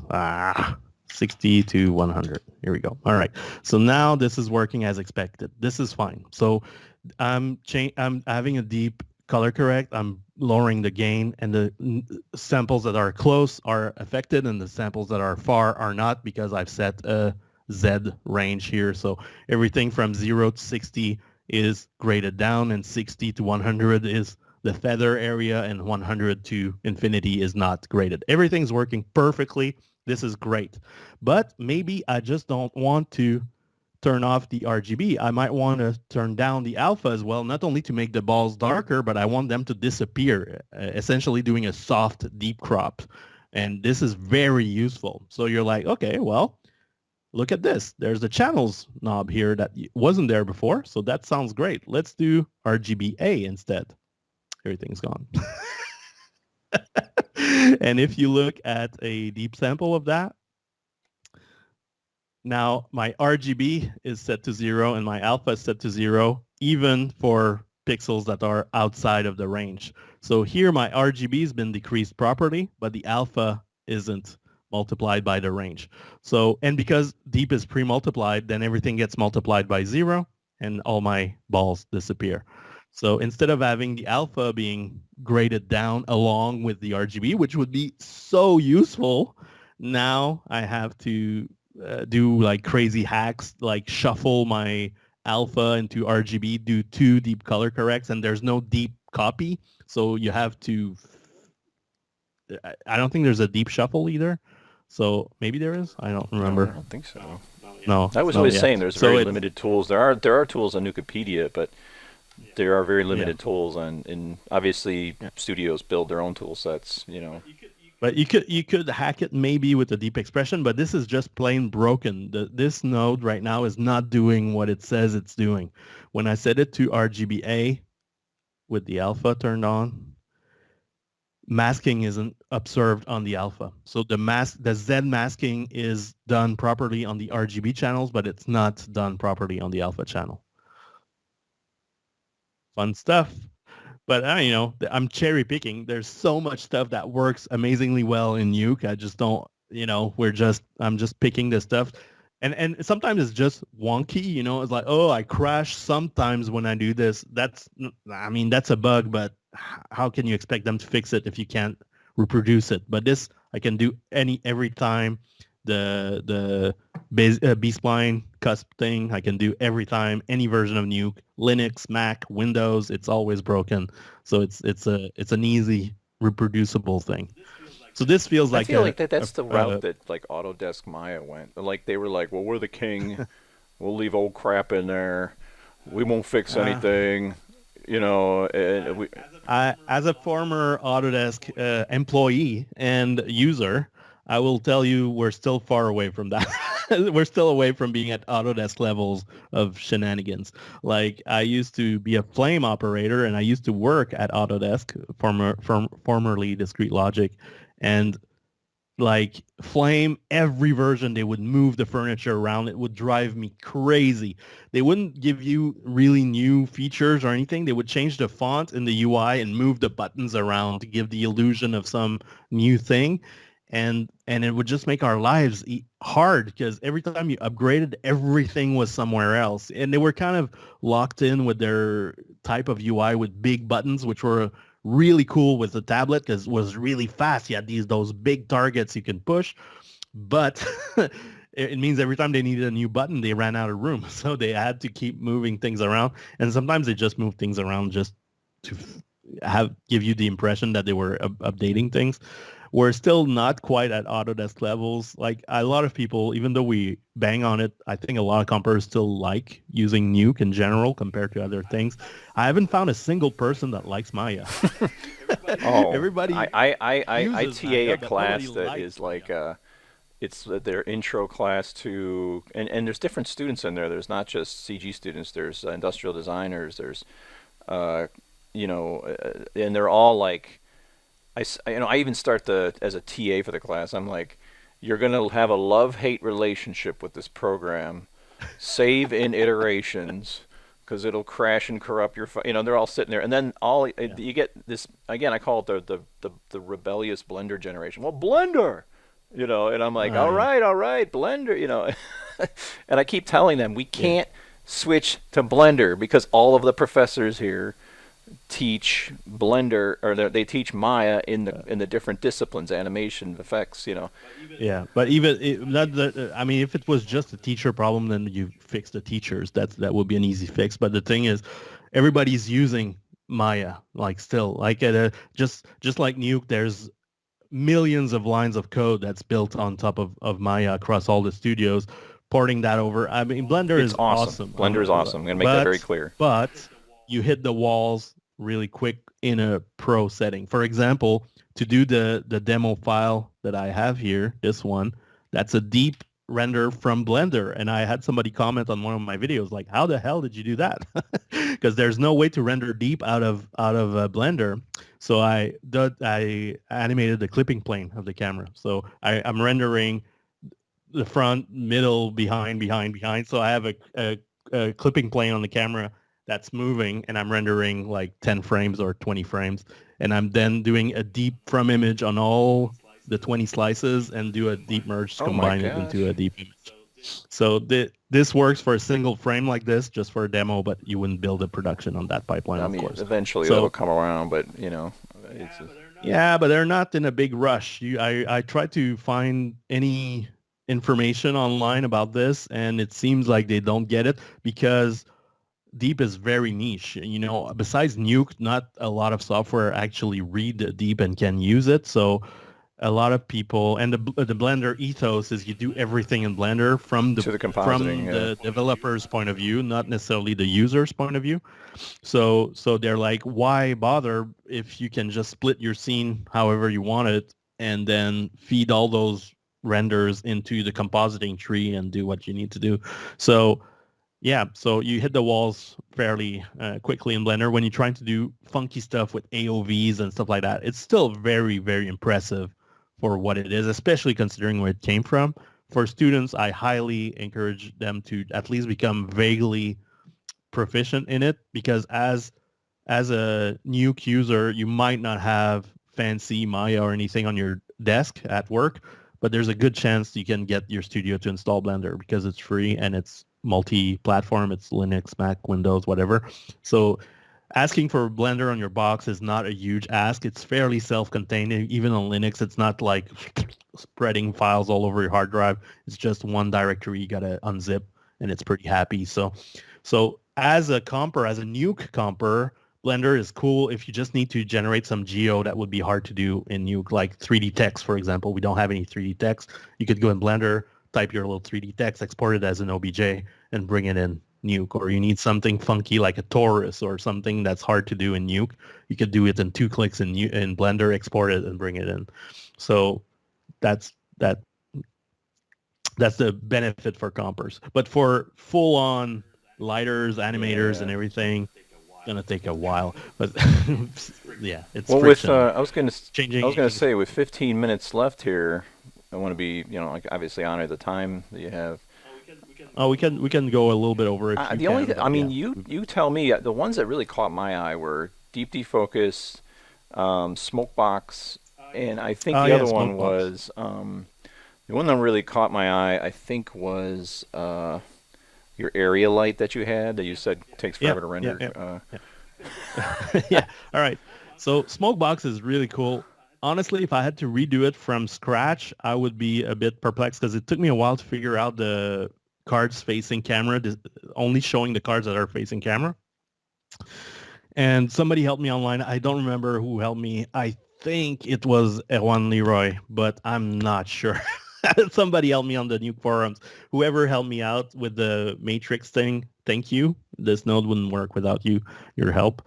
So basically, Smokebox, what it does a bunch of cards, right? It's not very complex to understand.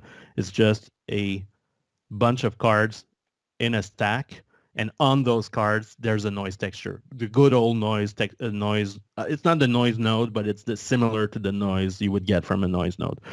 And when you create a noise node, what triggered me looking into this was this parameter here on the regular noise node called Z. We often animate that to make the noise move and everything, but it's called Z. And I'm like, what? And I then realized that what you're seeing here, imagine you have an infinite cube of noise. You're seeing a slice of that cube of noise. So the bounding box of that slice is the frame, the size of the frame, and then where we are in depth is the Z value. So if you make 10 cards at 10 units apart and you make 10 noise frames, all set at Z, 0, 10, 20, and everything, the noise will be coherent in 3 dimensions.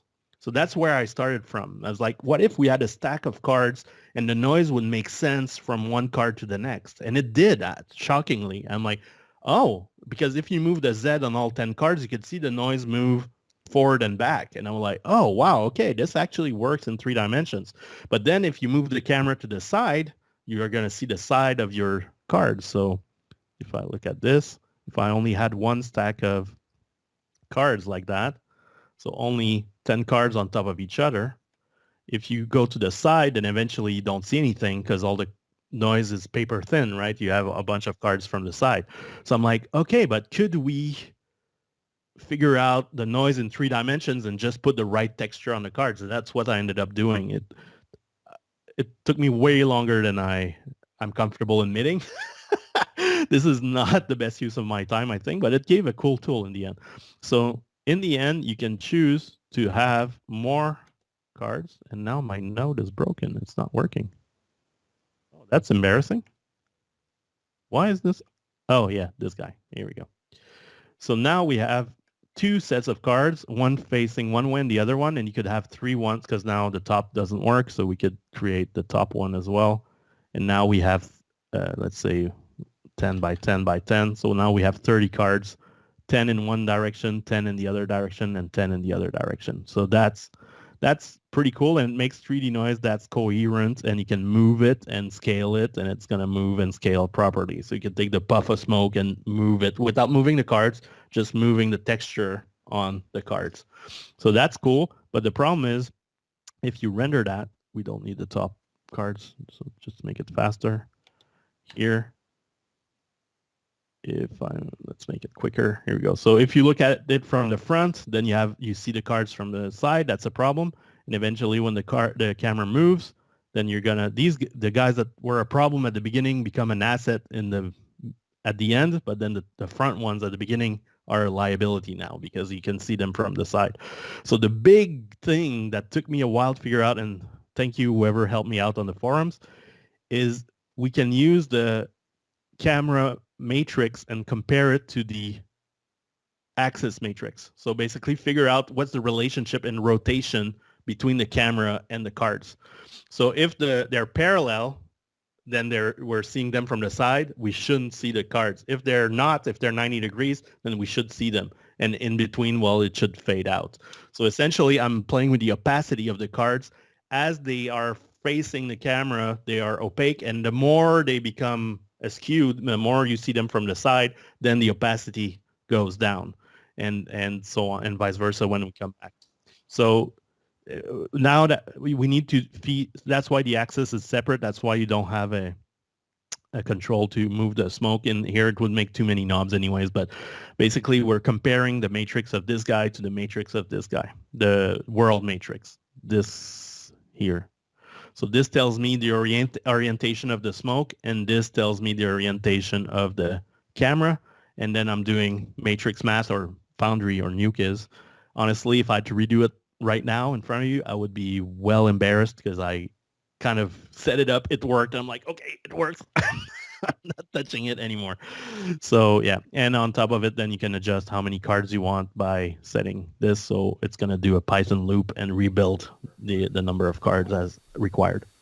Interesting. So how would you render this if you wanted to use this as a layer that was in deep? Is that even possible? Or? You could, of course it is, because this is just standard Nuke cards in Nuke scanline render. So there's no, it's not fancy. Like as far as Nuke knows, this is just 30 cards with some texture on it.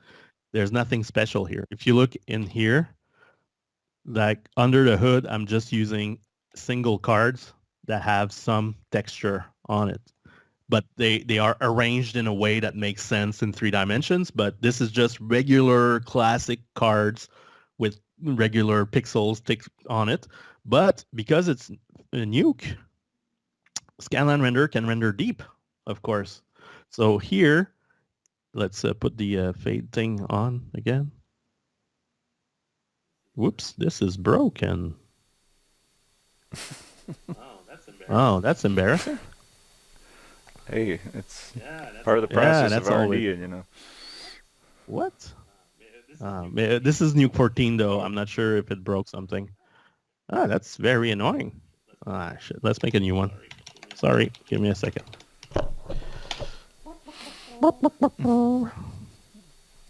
I was thinking of, I remember Apologize. seeing a really great deep tutorial.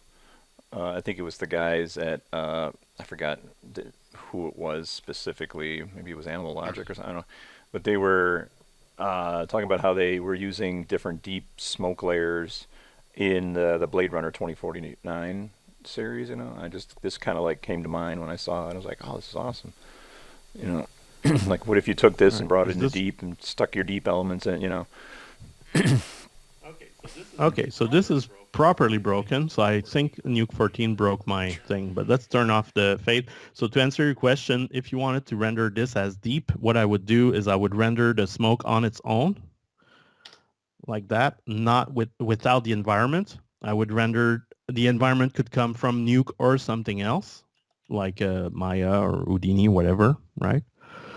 As long as you have depth information, you could convert the environment to deep with a deep from image. And this is deep because it's coming out of scanline render. So you could do a deep merge or a deep holdout.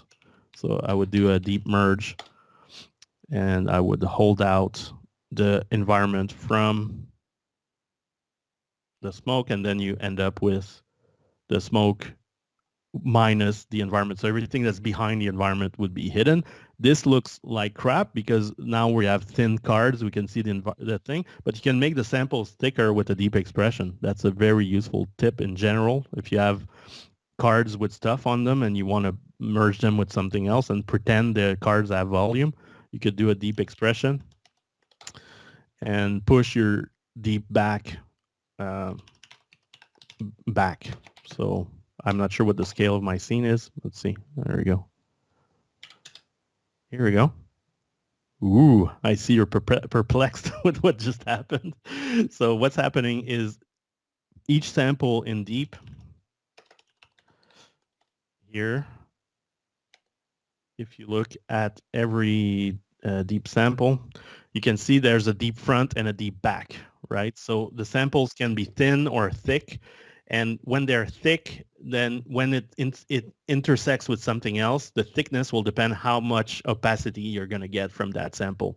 So if you don't have thickness, if it's really thin, either you have full opacity, the sample's in front of your holdout object, or it's behind the holdout object and you have zero opacity. But if you have some thickness and the holdout object goes in the middle of your two samples, then you're going to get half opacity. If the thing cuts in the middle, if it cuts closer to the front, then it's going to be more transparent. If it cuts towards the back, it's going to be more opaque. And you can artificially make those samples thicker or thinner by using a deep expression. So right now, what's coming out of scanline render, everything is thin as it should because the cards are paper thin. So the samples shouldn't have depth. It would make no sense for scanline render to do that. That's fine. So if I look here, each sample, the front and the back, they're exactly in the same spot. So all the samples are really thin. But we can change that with a deep expression. I could go take the whatever deep back value you had on every sample and add some number to it. So push all the deep back values 2 units back. You'd have to adjust this depending on the scale of your scene. So if you have a big scene, it might be 200. If you have a tiny scene, it might be 0.2, whatever. So now if we look at this thing post deep expression, now all my samples are behind. The deep back is behind the deep front. So there's 2 units. All my samples are thick now. Does it make sense? Or yeah. So now when you do a deep merge, now it looks nice. If you don't, then you can see the intersection of the cards. So you can clearly see, okay, this bit was behind the card and this bit was in front of the card.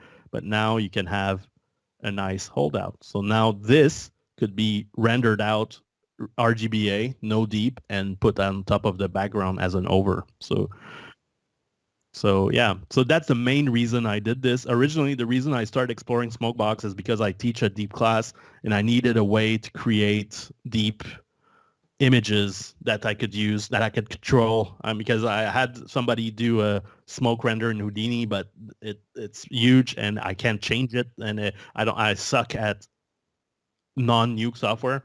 So that's what. But then I realized this could actually be useful. There was a few. Like I work on King Kong, there was a helicopter shot and they wanted to add a little bit of hanging clouds, just to add a sense of speed. At the time I did it with cards with noise on it.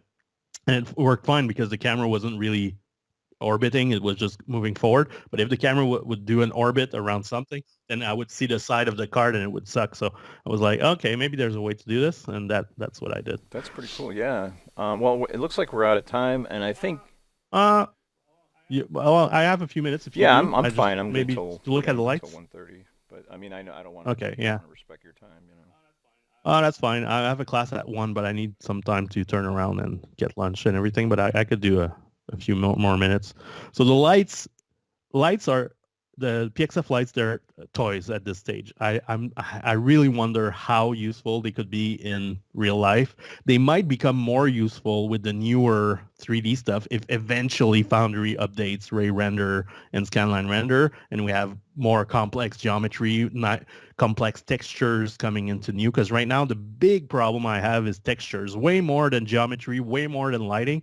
Is like to have a complex objects with multiple textures on them. It's really not that easy to bring that into Nuke. So that's the main bottleneck. I think this could be used in production for shadows, possibly just casting shadows from geometry and controlling the shadow from real lights, perhaps. I don't know. This feels like a toy to me. It started off as a kind of, I wonder if you could do that. And then I kept going down the rabbit hole. So I'm not sure how useful it is in production, but it's fun to play with. So what happens here? Again, this is Nuke 14. I don't know if that's going to work.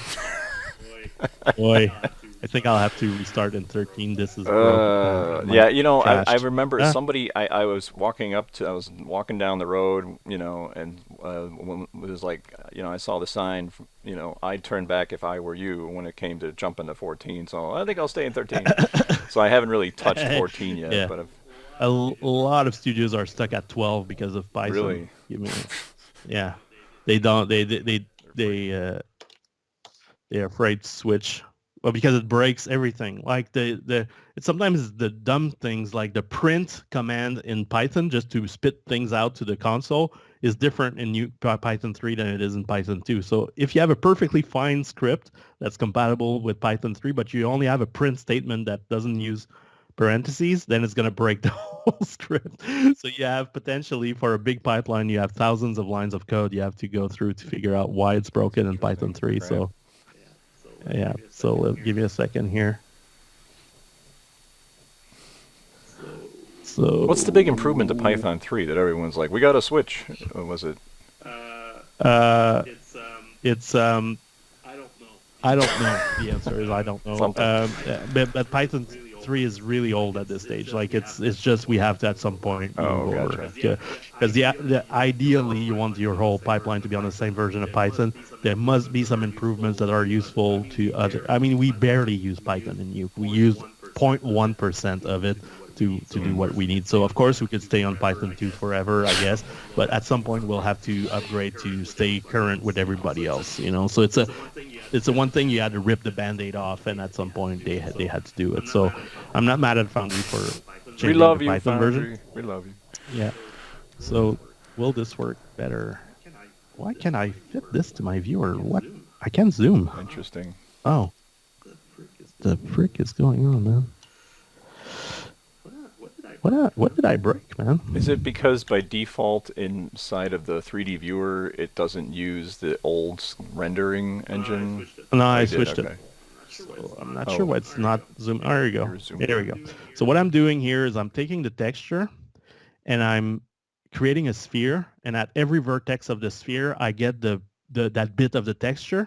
So if you put this thing on a sphere, just a regular Nuke sphere. Here we go. So this vertex here, I would get blue. And this vertex here, I would get bright sunlight. And this vertex here, I would get orange. And this vertex here, I would get gray for the ground. So every light that's on the sphere gets its color and intensity from the texture. This is super old school. I remember back in 2000 or 2001, some guy from the 3D department where I was working came back from SIGGRAPH all excited. It's like, oh man, they're doing this cool stuff where they're lighting an image, lighting a scene using an image. Man, this is wild. It gives you really nice shadows and the lighting looks really real. And it's crazy. You can light a whole scene with an image. Which is so standard these days, but back then, and it was like, how does that work? It's like for example, they take a sphere and you put a light a bunch of lights, and the lights get the color from the image. I'm like, oh, okay, cool. And basically, I was wondering, I saw somebody comment like there's a new hidden node called Python Geo, which you can use Python to figure out where the vertices are of Geo. So you can get a list of vertices of every vertex of a shape and figure out where it is in 3D space. So basically, I'm using that to... why is the F button not working? I don't get what's going on. All right. So it's basically creating a light at every vertex of a sphere and getting the color from the texture. And that's basically gives you an environment light, a really crappy environment light, but eventually you can get something like this out of it. If I put my viewer on it. Oh, let's change that resolution. Huh? Well, it's working. There we go. So now we can have like the sky lighting one side and the sun lighting the other side, and the shadows look nice and everything. So this again, I go in detail how to set it up. It's not that easy to set up, and because I'm using ray render, I even get reflections available, and I got proper shadows, which I wouldn't if I was using scanline render. This would look similar, but I wouldn't have shadows, which is a big deal breaker. So now I don't have shadows and I don't have reflections. So this is regular scanline render, and this is ray render. Yeah. So this is for an environment light, but while I was going down the rabbit hole, I was like, oh, you could do that with a regular 2D image as well, not a spherical map. So if you had some image like this guy here, if you create an area light instead, that's the image you want to bada boom, bada bing. So now my area light's too tiny. Let's scale it. And then you can move it wherever. The 3D display here sucks, of course, because it's Nuke, but it might get better with Nuke 14. That's another one that I love. Look at that. I'm control dragging on my Y rotation, and it's not rotating. Why? Foundry. That drives me nuts. Yeah. So, just get in there and just use your up and down. There you go. So mouse. Yeah. So now I have this as a softbox essentially. So again, every light is inheriting the value of the pixel underneath it. So if it's on the blue pixel, the light's going to be blue. If it's on the red pixel, it's going to be red. And now if I look at it from here, eventually it's going to update. Here we go. So now I'm lighting my scene from that image. So I was thinking you could do, even if you don't have an environment map, if you have a room, you could project the room on 4 or 5 cards, do a scanline render set to UV, get the textures of those cards, and render that out as 5 area lights essentially. And then you could set up like a bunch of walls, light emitting walls, so you would get the light from the environment on whatever you want to put in there in the middle. There's a lot of potential for this, for sure, but we just need a little help from Foundry to make this faster and have a more modern lighting. And there's also like so these are the 2 main ones I think are the most useful, because you're using pixels to light your scene essentially, but you could also do like wacky stuff like ring lights and tube lights, and again I have a full demo on my the demos are awesome website. Just check out each video, and they really go through everything, plus all types of really cool updates they did for like screen clean and all that are great too. Yeah, there's a little quality of life stuff, but then you could do like this kind of stuff where I'm basically putting lights all along a ring type of thing. So if you look at, they're turned off. Here we go. So I have a bunch of lights all around a circle. So basically it simulates a ring light. I have another one along a straight line. So that's like a fluorescent tube type of thing. And I have another one that takes random geo on input. So if you have a geometry that's funky, you could have a path and have lights all along the path and stuff like that. I just had a flash the other day. I need to adjust because I'm harping on Foundry because they don't have a resample button for deep. We should have I should have every nth vertex, because if you have a very dense geometry, you're gonna create a million lights, and that's gonna bring your system down. So I should have a button there to do every nth vertex, so every 10th vertex or every 50th vertex or something like that. Version 4 maybe. Pixel version 4. Well, we're at the 2-hour mark, and I think we should cut it short. Thank you so much, Xavier, again, just for doing this on the side and making these tools available to everybody. I did have questions put up, but a big dummy I am, somehow no comments got... You didn't?